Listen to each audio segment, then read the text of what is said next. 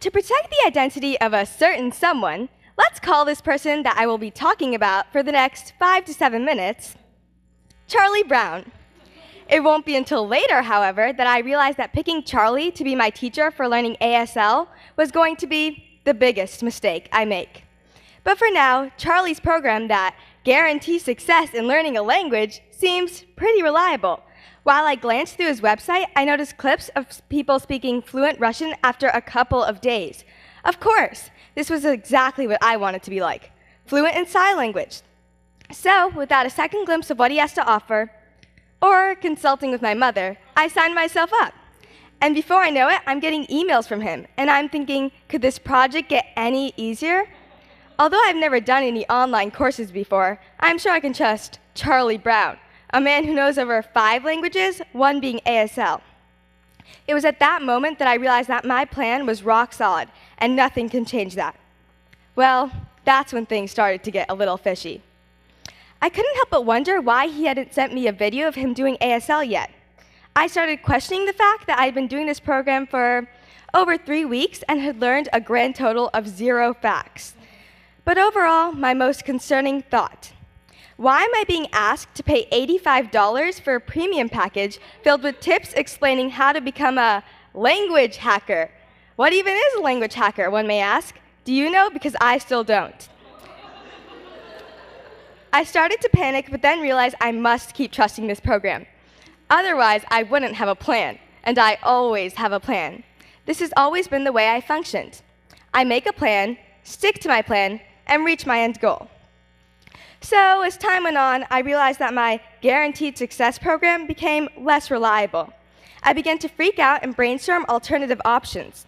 How was I supposed to know that this program did not actually teach ASL? It taught how to learn a language. I cringed at the idea of having to change my whole plan. I thought it was set in stone. What happened? I thought this whole thing through, so why was I being punished?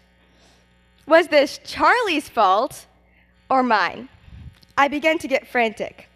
It was at that moment that I did the most desperate, embarrassing, and stalkerish thing one could have possibly done.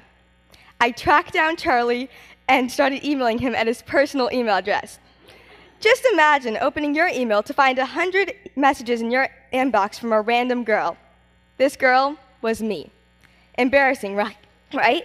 At this point, I did not care. It was my idea of a nightmare. My brain was in a frenzy, and instead of my usual plan, my thoughts were jumbled up in a mess, and I could barely think straight. This was the biggest failure of a plan I had ever had, and the more I thought about it, the more fear bubbled up inside of me. What should I do? Where do I begin? Time was ticking, and I still had not thought of a plan B.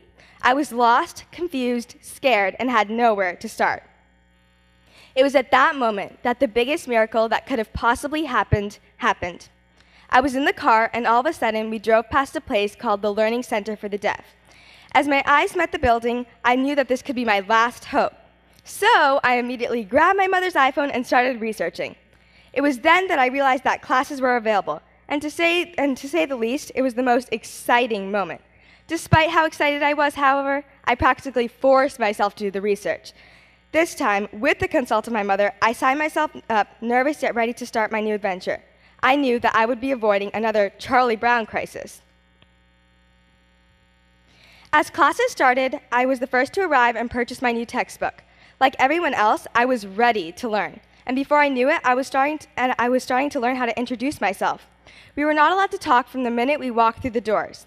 This forced us to communicate only through ASL. Although challenging, this was actually quite fun.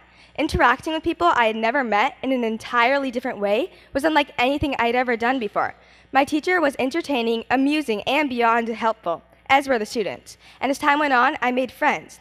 I discovered that my project became less of something I was forced to do, but something I wanted to do, and looked forward to each week. I did not even mind the homework, or that classes would extend until June, long after 20 time was over. In fact, I was considering volunteering there over the summer. I could not believe how much I was learning. At that moment, I could not have been prouder about my previous disaster. If it were not for Charlie Brown, I would have never discovered this amazing environment.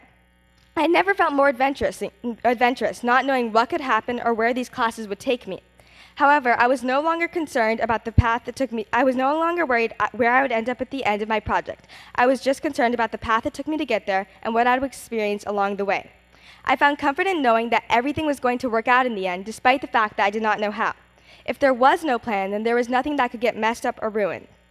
I never realized that venturing outside my comfort zone and not having specific ideas would end up being more successful than my original plan. It was at that moment that I had a realization that helped me to view my life differently. I could not believe how much I had benefited from taking these classes. I realized that sometimes things will not go the way planned, and all one can do is make the best of a situation. There is always one person in a group that needs to control every single possible aspect of what they're doing. However, the minute I let my attention release, everything started happening for the best. If it were not for my previous incident with Charlie Brown, I would have never met the people I did.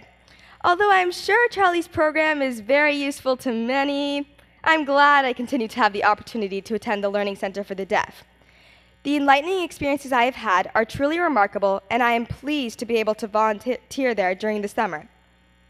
Most importantly, I would have never learned that my learning environment required a more interactive group rather than an online-based program.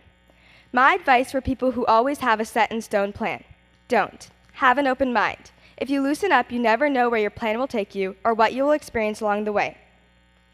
While I entered sign language that day, in order to master the concept of communicating through ASL, I left learning something far more valuable. I learned the importance of rolling with the punches. Thank you.